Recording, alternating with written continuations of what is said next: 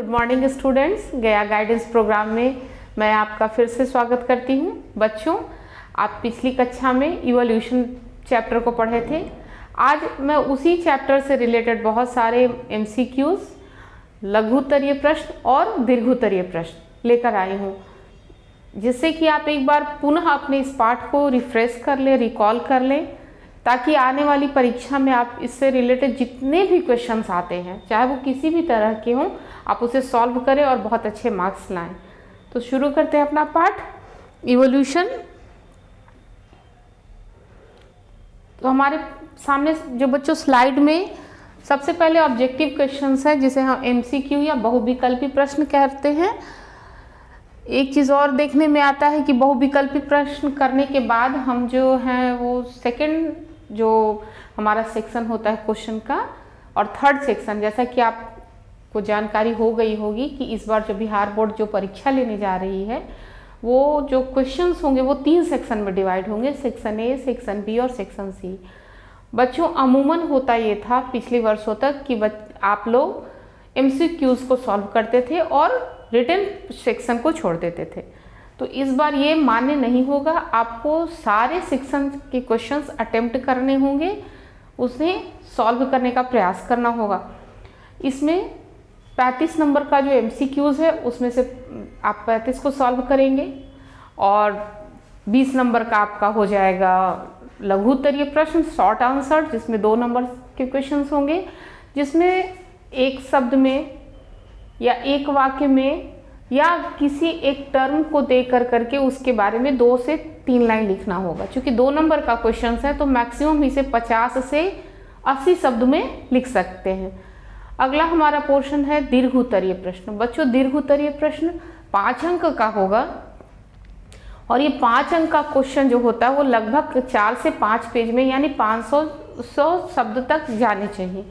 साथ ही आप क्वेश्चंस को जब भी अटेम्प्ट करेंगे लॉन्ग क्वेश्चंस को, तो आप ये देखेंगे कि क्वेश्चन का पैटर्न कैसा है, क्या वो साइंटिफिक टेम्परामेंट का है, इससे बेस्ड है, या केवल आपके डेप्थ नॉलेज को वो जांचना चाह रहा है। तो जैसे भी क्वेश्चंस होंगे, लेट सपोज कि एक साइंटिफिक क्वेश्चन आता है, जैसे डीएनए के रेप्लिकेशन, डीएनए के प्रतिकरण पर आप लिखें, या डीएनए का प्रतिकरण क्या है। सिंपल एक ये क्वेश्चन आता है तो आप उसमें डीएनए क्या है, इसकी कब खोज की गई, इसकी डबल हेलिकल मॉडल की कब खोज की गई, डीएनए के टाइप्स क्या होते हैं, उसके बाद आप उसका रेप्लिकेशन लिखेंगे। साथ ही डीएनए का डबल हेलिकल जो डायग्राम होता है उसे लिखेंगे प्रॉपरली, उसको बहुत सही ढंग से उसे आप लेबलिंग करेंगे ताकि आपको बिल्कुल सही नंबर मिल सके। दूसरा क्वेश्चन आप ध्यान में रखिए। मान लीजिए अगर एक क्वेश्चन आता है जो हमारा चैप्टर 2 है, ये हमारा क्वेश्चन है जैसे कि मानव स्वास्थ्य या रिप्रोडक्टिव हेल्थ जिसको हम कहते हैं स्वास्थ्य, तो उसमें स्वस्थ प्रजनन में क्या हम क्वेश्चन आता है, जैसे कि जनसंख्या विस्फोट के बारे में आप क्या समझते हैं। तो ये सिंपल एक निबंध टाइप का क्वेश्चन है जिसमें कि आप टॉपिक वाइज हर एक चीज़ को लिखेंगे। जनसंख्या विस्फोट क्या है, इससे पहले की जनसंख्या कितनी थी, आज की जनसंख्या कितनी है, भारत की जनसंख्या के साथ साथ आप विश्व की जनसंख्या को भी कोरिलेट करेंगे। इसके बाद आप जनसंख्या विस्फोट के जो कारण हैं उन कारणों को लिखेंगे। ये क्वेश्चंस अगर ये कारण आप पॉइंट वाइज लिखते हैं तो आपको काफ़ी अच्छे मार्क्स मिलेंगे। कारण, इसके बाद उसका उपाय को लिखेंगे। तो ये एक निबंध टाइप का क्वेश्चन हुआ। तो आप सारे क्वेश्चंस को बहुत सही ढंग से सॉल्व करेंगे। तो आइए बच्चों, अपने स्लाइड उससे हम शुरू करें अपना, जिससे पहला क्वेश्चन ये कहता है लाइफ ऑन अर्थ अपीयर्ड। हमारी धरती पर इवोल्यूशन पार्ट ही इसी से शुरू होता है, लाइफ अपीयर्ड ऑन अर्थ। तो हमारा आंसर हो जाएगा 800 million years after the formation of the earth. Earth के फॉर्मेशन के समय जो इन्वायरमेंट था जिसमें कि सल्फ्यूरिक एसिड की मात्रा ज़्यादा थी और हमारे धरती पर ओजोन लेयर नहीं था, जो हमारे धरती के बाहर के वातावरण में ओजोन लेयर नहीं था, जिससे कि सूर्य की अल्ट्रावायलेट रेज जो थी वो डायरेक्ट धरती पर आ रही थी। तो इसी वातावरण में रिएक्शन के फलस्वरूप हमारा पहला जो लिविंग सब्सटेंस जिसको हम कह सकते हैं वो डेवलप हुआ, जिसको कि हम आरएनए के नाम से आज जानते हैं। और जितने भी हमारे जो माइक्रो ऑर्गेनिज्म हैं जो करोड़ों वर्ष पहले इस धरती पर जिनका अस्तित्व था और अभी भी है, जैसे कि अगर हम आइसलैंड में जाएं, अंटार्कटिका रीजन में जाएं या जो ग्लेशियर हैं, ये गीजर्स हैं, वहाँ हम जाए तो उस ज्वालामुखी के वेंट पर, ज्वालामुखी के मुंह पर वो हमें बैक्टीरिया मिलते हैं जिन्हें मार्कियो बैक्टीरिया कहते हैं, या मिथेनोजियन बैक्टीरिया जो होते हैं उनमें वही सब्सटेंस मिलता है। इस प्रयोग को बाद में यूरे एंड मिलर ने प्रयोग से सिद्ध भी किया। तो उस प्रयोग से ये सिद्ध होता है कि हमारे धरती पर 800 मिलियन साल पहले जीवन की शुरुआत हुई। दूसरा क्वेश्चन ये कहता है the scientist who demonstrated experiment that life comes only from pre existing life was.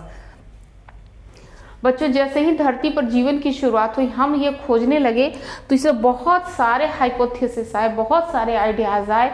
वैज्ञानिकों ने अपने अपने ढंग से इस पर अपनी बात को रखा कि धरती पर जीवन कहीं से समवन ऊपर से भगवान ने टपका दिए और प्लांट कर दिया जीवन को। पेड़, कुछ मनुष्य, कुछ बकरी, कुछ कुत्ते, कुछ आम का पेड़ और कुछ बरगद का पेड़। तो ये बात साबित नहीं हुई और बाद में साइंटिफिकली इसे प्रूफ लुईस पाश्चर ने किया, क्योंकि डार्विन की थ्योरी जो थी वो तो अलग थी। डार्विन ने तो प्रकृतिवाद का सिद्धांत दिया, मेंडल ने इनहेरिटेंस का सिद्धांत दिया और ओपेरन थ्योरी जो है वो डीएनए के रेप्लिकेशन से रिलेटेड है। तो लुईस पाश्चर यहाँ पर सही आंसर हुआ, क्योंकि लुईस पाश्चर ने अपने एक्सपेरिमेंट से ये सिद्ध किया। आप पिछले वीडियो को देखेंगे जिसमें ये मैंने बताया है कि उन्होंने ये एक्सपेरिमेंट से सिद्ध किया कि लाइफ जो है वो प्री एग्जिस्टिंग लाइफ से ही आती है, वो कहीं से टपकाई नहीं जाती और सडनली उसमें चेंज नहीं होता, जिसमें पैंसपेरिमिया थ्योरी भी एक है, वो यहाँ पर काम नहीं करती है। अगला क्वेश्चन देखिए कि theory of spontaneous generation. Spontaneous मतलब कि सडन, अचानक धरती पर जीवन की शुरुआत हुई तो कैसे हुई? लाइफ एरोज फ्रॉम लाइफ, ये तो हमारा अभी जो प्री एग्जिस्टिंग लाइफ थ्योरी कहता है। Life can arise from both living and non living, तो ये भी इसमें नहीं आएगा क्योंकि यहाँ पर स्पॉन्टेनियस शब्द है।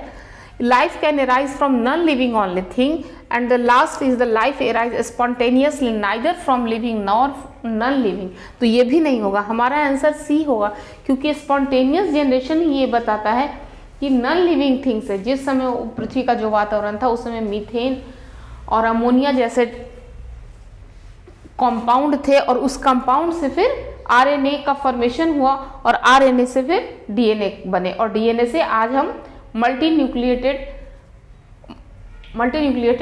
ऑर्गेनिज्म बने हुए। अगला क्वेश्चन है animal husbandry and plant breeding programme are the example of. Animal husbandry और प्लांट ब्रीडिंग, बच्चों ये दोनों सब्जेक्ट जो हैं, दोनों फील्ड हैं, वो जो भी प्लांट्स हैं और एनिमल्स है उनके का हम भरपूर लाभ उठा सकें या उनको अपने उपयोग के अनुसार हम अपने उनमें चेंज करके उनका भरपूर लाभ उठा सके। जैसे आजकल आप हाइब्रिड फ्रूट्स देखते हैं, हाइब्रिड एनिमल्स देखते हैं, ट्रांसजेनिक एनिमल्स देखते हैं। तो ये जो एग्जाम्पल है वो किसका एग्जाम्पल है? ये एग्जाम्पल ना तो रिवर्स एवोल्यूशन का है कि एवोल्यूशन रिवर्स हो गया, ना आर्टिफिशियल सिलेक्शन है, ना ही ये म्यूटेशन का है, ये प्योरली नेचुरल सिलेक्शन का है। ताकि नेचुरल सिलेक्शन में क्या होता है कि दो जीव आपस में इंटरब्रीड करते हैं और उनके जो कैरेक्टर हैं, उनके जो पॉजिटिव और नेगेटिव कैरेक्टर ट्रांसफर होते हैं और बाद में वैज्ञानिकों ने इसे लैब में डेवलप किया और आज आप इतना ज़्यादा इसमें वेराइटीज देखते हैं। Next is the palaeontological evidence for evolution are refer to. Palaeontological का मतलब ही होता है फॉसिल्स, हम फॉसिल्स की स्टडी करते हैं, तो यहाँ पर हमारा आंसर फॉसिल हो जाएगा। अगला क्वेश्चन आप देखिए कि bone of four limbs of whale, bat, cheetah, man are similar in structure because इन सब का जो स्ट्रक्चर है वो क्या है? सेम है। तो सेम है तो इसका मतलब लेकिन इसका फंक्शन बिल्कुल अलग अलग है। व्हेल का जो फोर लिम्ब है वो तैरने में उसकी मदद करता है, बैट का उड़ने में, चीता को उसको वो फास्टेस्ट एनिमल है दौड़ने में आप जानते हैं, और मैन को होल्ड करने में। मैंने जैसे ये स्टिक पकड़ी है, आपने कलम पकड़ते हैं, तो ये फोर लिम्ब हैं वो सिमिलर स्ट्रक्चर है क्योंकि इनकी ओरिजिन सेम है but the functions are same. तो इसको हम कह सकते हैं कि ये होमोलोगस ऑर्गन भी है और इसका आंसर हो जाएगा कि दे शेयर अ कॉमन एंसेस्टर। इसी तरह से बहुत सारे क्वेश्चंस हैं, जैसे एनालॉगस का एक आ गया क्वेश्चन, जैसे analogous organ arise due to convergent evolution. Analogous organ क्या होते हैं? वैसे ऑर्गन जिनका जो ओरिजिन तो डिफरेंट होता है लेकिन फंक्शन उसका सेम हो जाता है, ऐसे ऑर्गन को क्या कहते हैं? Analogous organ. तो ये कन्वर्जेंट इवोल्यूशन के थ्रू होता है, क्योंकि उसको वो इन्वायरमेंट पे एडप्ट करना होता है और उस एडप्टेशन के कारण वो सेम फंक्शन करने लगता है। Next is the p plus q square equal to p a square plus 2pq plus q square equal to 1, ये रिप्रेजेंटेड बाय। ये बच्चों ये इक्वेशन देखते ही आपको ये समझ जाना चाहिए कि ये हार्डी-विनबर्ग प्रिंसिपल से रिलेटेड है, और हार्डी-विनबर्ग प्रिंसिपल जो है वो किससे रिलेटेड है? पॉपुलेशन जेनेटिक्स से। ये इस इक्वेशन से हम ये निकाल सकते हैं कि किसी भी पॉपुलेशन में, किसी भी एक खास पॉपुलेशन में जैसे जो जेनेटिकल ड्रिफ्ट होता है उससे उसके आने वाली पीढ़ी में कितने चेंजेज आएंगे या चेंज नहीं होंगे, उसकी हमें जानकारी मिलती है। इस तरह से आप एक ये क्वेश्चन को और लें, जैसे appear of antibiotic resistant bacteria is an example of. Antibiotic resistance यानी हाँ, आपको पता है कि एंटीबायोटिक्स, जैसे ही हमें बुखार होता है तो हम एंटीबायोटिक्स खाते हैं ताकि वो बैक्टीरिया के अगेंस्ट हमारे बॉडी में काम करता है और हम जल्दी हील हो जाते हैं, जल्दी ठीक हो जाते हैं। तो ऐसे में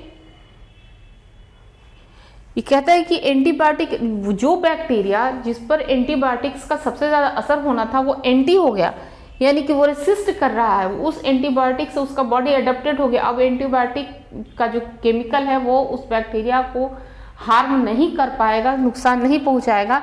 तो ये एग्जाम्पल किसका हो जाएगा? ना तो एडेप्टिव रेडिएशन का होगा, ना ही ट्रांसडक्शन का होगा, ना ही डाइवर्जेंट एवोल्यूशन का होगा। ये होगा pre existing variation in the population. उस पॉपुलेशन में पहले से जो बैक्टीरिया हैं उनके कारण ये होगा। और फॉसिल्स कहाँ मिलते हैं? तो नेचुरली ये सेडिमेंट्री रॉक्स में होंगे। सेडिमेंट्री रॉक्स क्या होते हैं? लेयर्स ऑफ द सॉइल होते हैं और लेयर्स ऑफ द स्टोन्स होते हैं। तो वहाँ पर फॉसिल्स, कोई लिविंग जो होता है वो दब जाता है या मरने के बाद दब जाता है, चाहे वो नेचुरल कैलेमिटीज़ के कारण हो और ह्यूमन इंटरफेरेंस के कारण हो, तो वहाँ दब जाता है। और करोड़ों वर्षों के बाद या लाखों वर्षों के बाद जब हम खुदाई करते हैं तो वो एनिमल हमें उस फॉर्म में मिलता है। Which type of selection is industrial melanism observe in moth Biston betularia. तो आपको पता है ये इंडस्ट्रियल मेलानिज्म जो था वो जो औद्योगिक क्रांति हुई थी उस समय का ये केस है। तो ये क्या है? डायरेक्शनल है, एक ही डायरेक्शन में ये काम करता है। और वो मॉथ जो होते हैं वो पेड़ काला पड़ जाता है और जो व्हाइट मॉथ होते हैं वो नजर आते हैं और पक्षी इसको खा जाते हैं। Which of the following is an example for link species. Link species यानी कनेक्टिंग लिंक। दो अलग अलग लिविंग को जब हम बीच में जोड़ते हैं और अलग अलग कैरेक्टर वाले को, तो उसे हम कनेक्टिंग लिंक कहते हैं। तो जैसे कि आप जानते हैं कि वायरस जो है वो लिविंग और नॉन लिविंग के बीच में कनेक्टिंग लिंक है। पेरिपेटस है वो एनालिडा और इसके बीच में का है कनेक्टिंग लिंक्स। तो यहाँ पर कनेक्टिंग लिंक कौन होगा? डोडो बर्ड तो एक्सटिंक्ट हो गया, सीवीड तो समुद्री घास है, चिंपैंजी ह्यूमन से रिलेटेड है कि वो हमारे सबसे क्लोजेस्ट रिलेटिव हैं। और तो बचा हुआ क्या है? लोबफिश। तो हमारा आंसर हो जाएगा लोबफिश। अगला क्वेश्चन आप देखिए, variations during mutations of meiotic recombinations are random and directionless. क्योंकि वेरिएशंस हो रहे हैं इस तरह से बच्चों बहुत सारे क्वेश्चंस मैंने दे रखे हैं। आप इनमें से एक एक को सॉल्व करेंगे और सॉल्व करने के बाद अपने आप को टेस्ट भी करेंगे कि आपकी प्रिपरेशन कैसी है। जैसे इस क्वेश्चन को देखें कि ए बायोजेनेसिस थ्योरी, जैसे अभी आपने पढ़ा पैंसपर्मिया थ्योरी में आपने पढ़ा, आपने प्री एग्जिस्टिंग लाइफ की थ्योरी पढ़ी, उसी तरह से ए बायोजेनेसिस थ्योरी जो कहती है ओरिजिन के सपोर्ट में, वो क्या कहती है? स्पॉन्टेनियस जनरेशन की बात करती है। Origin of life from blue green alga, origin of life due to pre-existing organism और organic evolution is due to the chemical reaction।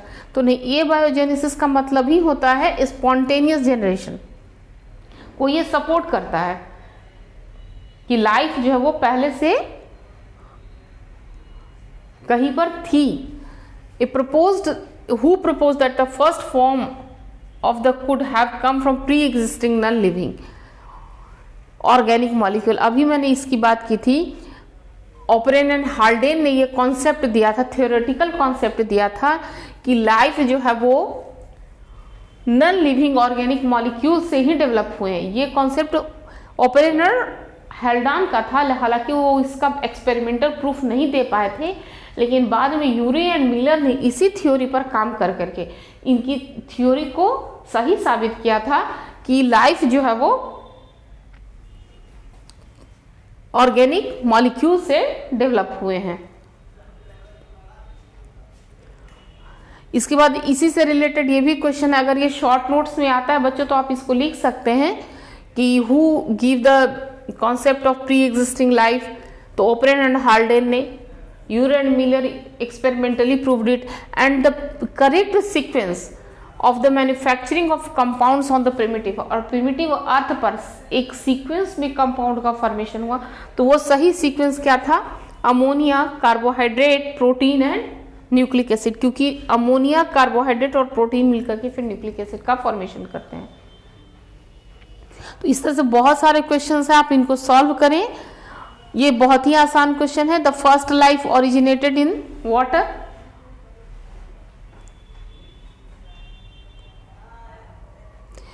इसी से रिलेटेड एक और क्वेश्चन देखिए, अगर आप इसमें कौन, हमें ये नहीं अटकना नहीं है कि first life form on earth was, जब केमिकल से लिविंग की शुरुआत हुई या लिविंग का फॉर्मेशन हुआ तो उसे हम क्या कहेंगे?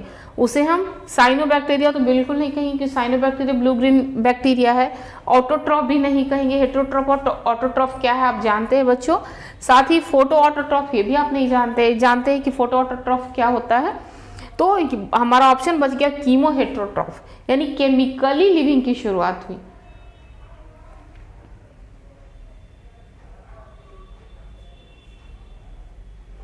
अब ये इस क्वेश्चन को देखें, क्वेश्चन नंबर 23 को देखें। The character that proves that frog have evolve from fishes is. वैसे सारे वो लक्षण जो ये बताते हैं कि जो मेढक है वो मछलियों से ही जन्म लिए हैं या मछली के बाद की पीढ़ी, फ्रॉग की पीढ़ी। आप जानते हैं कि पीसीस के बाद हम एम्फीबियंस को पढ़ते हैं, एम्फीबियंस क्लास को पढ़ते हैं। तो वैसा कौन कौन सा कैरेक्टर हमें फ्रॉग में दिखता है जो हमें बताता। तो सबसे पहले तो आप ऐसे ही चलते फिरते देख सकते हैं कि जो टैडपोल फॉर्म है फ्रॉग का वो बिल्कुल फिश फॉर्म है। आप टैडपोल को देखेंगे तो वो लगेगा कि मछली है, छोटी सी मछली है। तो the ability to swim in water, tadpole larva in frog similar in the shape of the head and their feeding on aquatic plant. तो इनमें सबसे सुटेबल चीज जो हमें बताती है वो ये बताती है कि ability to swim in water, तो वो थोड़ा सा मेढक पानी में, छिछला पानी में जा सकता है, उछल के धरती पे आ सकता है। लेकिन जो टैडपोल फॉर्म है वो उसको एम्ब्रियोलॉजिकली ही नहीं फिजियोलॉजिकली भी ये प्रूफ करता है कि वो फिश से डेवलप हुआ है। आप एम्ब्रियोलॉजिकल एविडेंस पढ़े हैं जिसमें आप ये पढ़ते हैं कि किसी भी लिविंग का जो एम्ब्रायो होता है वो अपने जो उसका जो लीनेज होता है उससे वो कोरिलेट करता है। जैसे आप देखते हैं इसकी, अगर हम एप के बच्चे को देखें तो एप के बच्चे का जो सिर होता है वो ह्यूमन के एम्ब्रायो से बिल्कुल मैच करता है। तो ये प्रूफ करता है कि हम एप जो थे वो हमारे पूर्वज थे।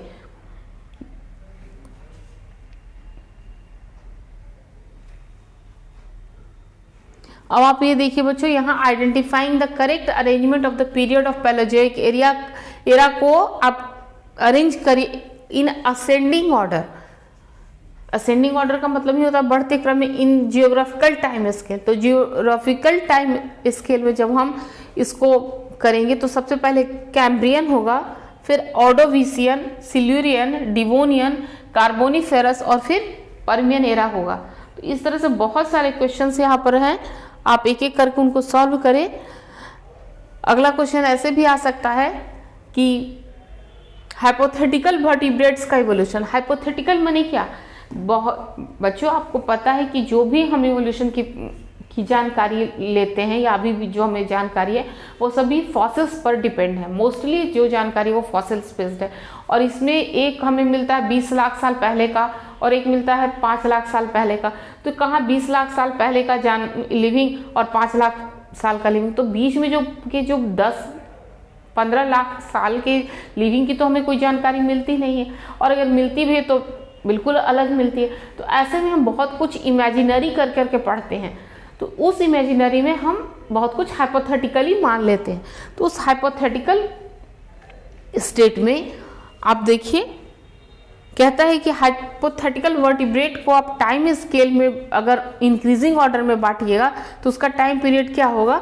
तो सबसे पहले प्रोटोजोइक होगा, देन पैलियोजोइक होगा, फिर मीजोजोइक, और next is the Cenozoic era. और इसी से रिलेटेड एक और क्वेश्चन है कि the Devonian period is considered to be age, Devonian period किसको लिए है, ये फिशेस के लिए डिवोट किया गया है। Amphibians were dominant during Carboniferous period, the primitive which exist in 15 million years ago। तो रामापिथिक्स द प्राइमेट्स 15 मिलियन ईयर्स पहले जो हमें मिले तो कौन थे, रामापिथिक्स थे।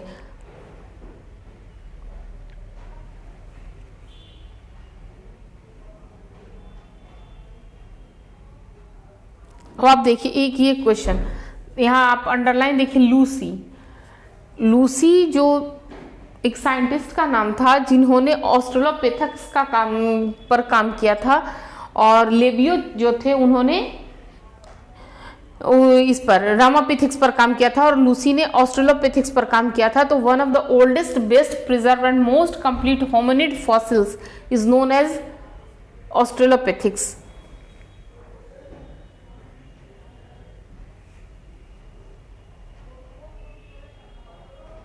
आपको इस तरह से भी क्वेश्चन आ सकते हैं, the brain capacity of Homo erectus was 900 cc, cranium capacity, cc for cranium capacity. और चार्ल्स डार्विन ने अपनी यात्रा के लिए कौन से जहाज का यूज किया था, तो ये तो बहुत आप 10th में भी पढ़े हैं, MS बीगल जहाज था। आप अगला क्वेश्चन देखिए बच्चों, ये question number 34, the Alfred Wallace worked in, Alfred Wallace जो थे वो इनके साथ, डार्विन के साथ ही काम कर रहे थे, लेकिन डार्विन जो थे वो गैलोपागोस आइलैंड पे काम कर रहे थे, और अल्फ्रेड वॉलेस जो थे वो इधर काम कर रहे थे, मलाया आइलैंड पे काम कर रहे थे। मलाया आइलैंड पर जब वो काम कर रहे थे तो उनके वर्क में एनिमल्स के साथ साथ प्लांट्स भी थे, जबकि डार्विन में केवल फिंचेस की भी उन्होंने बात की, और उसके बाद वो नेचुरल सिलेक्शन की थ्योरी थी।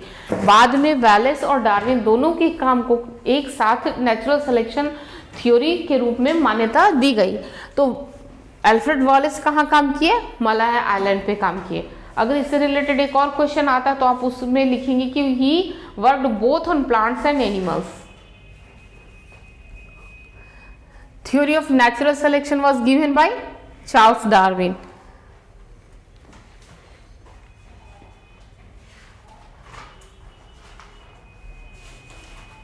जैसे एक और आप ये क्वेश्चन देखिए, which statement is true, wings of birds and insects are homologous organ, human hand and bird wings are analogous, human hand and bat wing are analogous, and next is the flipper of penguin and dolphin are analogous organ. तो flipper of penguin और dolphin जो है वो analogous organ है। ये इनका origin जो है वो डिफरेंट हुआ है, लेकिन फंक्शन जो है वो सेम होता है।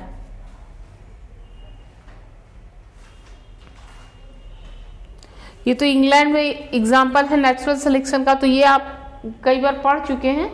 इसके बाद बच्चों हम आते हैं वेरी शॉर्ट टाइप आंसर पे। तो list the characteristics of fossils, fossils के में क्या क्या कैरेक्टरिस्टिक्स होते हैं उसको लिखना है।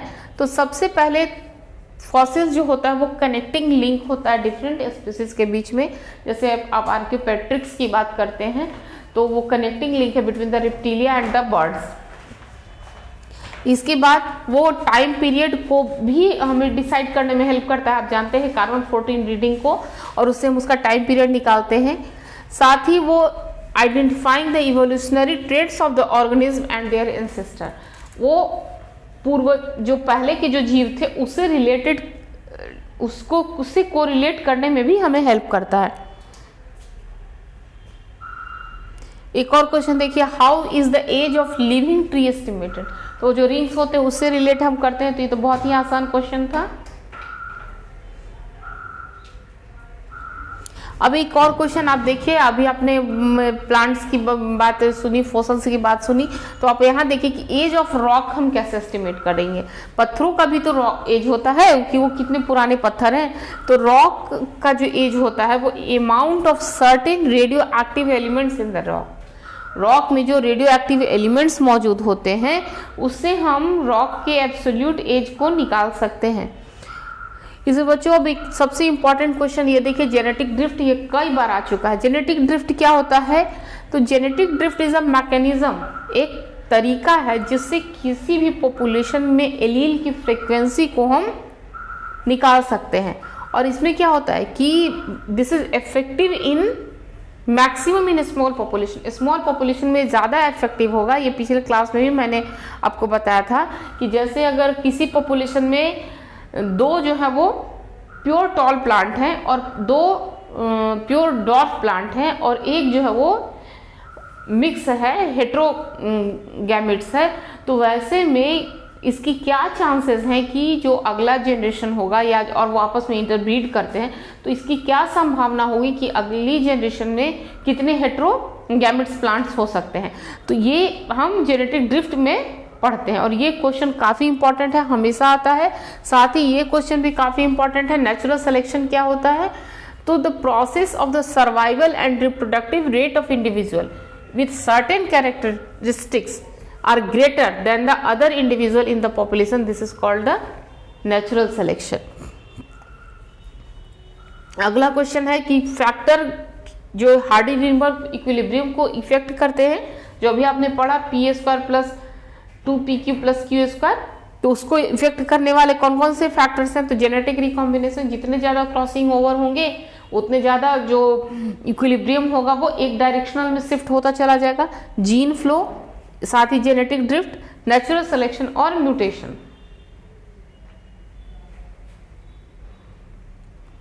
इसके बाद अभी आप ये MCQ में भी एक क्वेश्चन था कि जो स्टेजेज है इवोल्यूशन ऑफ ह्यूमन के, तो वो कौन कौन से हैं? तो सबसे पहले ड्रायोपिथिक्स, रामापिथिक्स, ऑस्ट्रेलोपिथिक्स, होमो इरेक्टस और होमो सैपियंस। और होमो सैपियंस जो इसको कि हम आज का आधुनिक मनुष्य कहते हैं।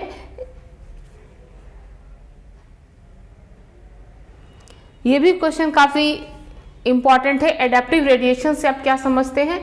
तो एडेप्टिव रेडिएशन वह प्रोसेस है जिसमें organism diversify from a single ancestor into multiple new form due to the change in the environment. वातावरण में चेंज होने के कारण जब एक ही जीव से जन्म लेने वाले जीव अपने पूर्वज से बिल्कुल अलग कैरेक्टर को शो करते हैं तो उसे हम एडेप्टिव रेडिएशन कहते हैं। और इसी के साथ एक और क्वेश्चन आता है कि कन्वर्जेंट एवोल्यूशन डाइवर्जेंट एवोल्यूशन से अलग कैसे है, यानी कन्वर्जेंट एवोल्यूशन क्या है? तो कहता है कि species belong to different ancestor develop similar character due to the adaptation in a particular environment is known as convergent evolution। अलग अलग तरह की कैरेक्टर होने पर भी अगर कोई जीव जो है वो एक ही तरह का कैरेक्टर किसी वातावरण में शो करता है तो उसे हम कन्वर्जेंट एवोल्यूशन कहते हैं। लेकिन डाइवर्जेंट एवोल्यूशन क्या होता है कि ancestor develop from different characteristic due to environmental change and evolve into some new species. और बिल्कुल नए जीव में जब उनका नए स्पीसीज जब वो बना लेते हैं तो उसे हम डाइवर्जेंट एवोल्यूशन कहते हैं। सब बच्चों पापा आइए लॉन्ग क्वेश्चंस पर। तो लॉन्ग क्वेश्चंस में थ्योरी ऑफ डार्विन है, ये बिल्कुल निबंध जैसा क्वेश्चन है, कॉन्सेप्चुअल क्वेश्चन है। तो इसमें आप पूरे उसको लिखेंगे कि टू की concept of the Darwin theory के दो कॉन्सेप्ट थे। सबसे पहले ब्रांचिंग डिसेंट और दूसरा नेचुरल सिलेक्शन। और ब्रांचिंग डिसेंट क्या है ये भी यहाँ लिखा हुआ है और नेचुरल सिलेक्शन क्या है ये आप ऑलरेडी जान चुके हैं, तो मैं इसे यहाँ डिस्कस नहीं कर रही हूँ। अगला क्वेश्चन को हम लोग देखते हैं। कहता है कि describe the phenomenon in which to organisms occupy the same geographical area so the same strategy of adaptation. उस फेनोमेनन को बताइए। तो वो फेनोमेनन क्या हो जाएगा? कन्वर्जेंट एवोल्यूशन हो जाएगा, जिसमें कि दो स्पीसीज जो है, दो ऑर्गेनिज्म जो है वो किसी एक खास जियोग्राफिकल एरिया में रहते हैं तो एडेप्टेशन के सेम स्पीसीज को अपनाते हैं। जैसे आप यहाँ को देखिए, ऑस्ट्रेलिया का जो मार्सुपियल्स हैं वो इसका सबसे बेस्ट एग्जाम्पल हो जाएंगे। अगला क्वेश्चन कहता है कि driving force behind the divergent evolution, तो डाइवर्जेंट एवोल्यूशन के लिए सबसे ज्यादा रिस्पॉन्सिबल कौन है, तो वो हो जाता है आपका उसका इन्वायरमेंट। साथ ही साथ न्यू स्पेसीज एडप्ट हो जाते हैं नए इन्वायरमेंट में। The new species formed the new species adapt themselves to new habitat and environmental conditions and develop itself into a new species. देखिए, the common ancestor evolve gradually into a new species, यानी किसी भी environment में, किसी एक खास एक ही तरह के इन्वायरमेंट में अगर कोई ऑर्गेनिज्म इन्वायरमेंटल कंडीशन में अपने आप को सर्वाइव करने के लिए अपने आप को धीरे धीरे ढालता है और अपने पूर्वज से बिल्कुल ही अलग हो जाता है, तो उसे हम डाइवर्जेंट इवोल्यूशन कहेंगे। जैसे इसका एग्जाम्पल दिया गया है, आप यहाँ देखिए, 4 लिम्ब ऑफ बैट, चीता, व्हेल एंड ह्यूमन। इसी का ये अब एक आप देखिए कन्वर्जेंट एडेप्टेशन तो आप जानते ही हैं, साथ ही साथ एक को इवोल्यूशन को जान लीजिए, जिसमें क्या होता है कि 2 और more species evolved in tandem by exerting selection pressure on each earth. जैसे इसका host and parasite, predators and prey, flowering plants and pollinating insects से क्या होते हैं, को इवोल्यूशन इनको कहते हैं। तो इस तरह से ये क्वेश्चंस जो है वो आपको आएंगे।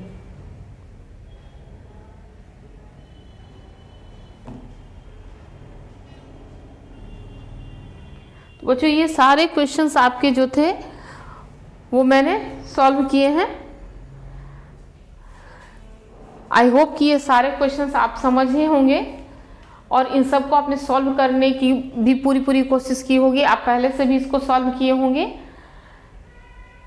तो इसी के साथ आज मैं इस क्लास को ख़त्म करती हूँ और आपको अपने आने वाले एग्ज़ाम के लिए बहुत सारी शुभकामनाएं देती हूँ। आप अपने एग्ज़ाम में बहुत अच्छा करें, बहुत अच्छा स्कोर करें और आपका भविष्य उज्जवल हो। Thank you.